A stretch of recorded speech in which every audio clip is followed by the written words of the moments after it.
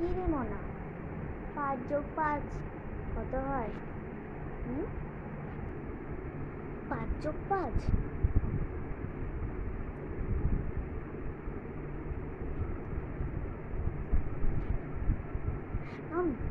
20 হয়। হ্যাঁ 20।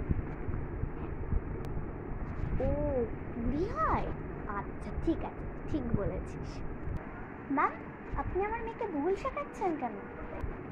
আরে দিদি, আপনার মেয়ে তো আগে 5+5কে 40 করতো, মেরে মরে সেটাকে 20তে এনেছি।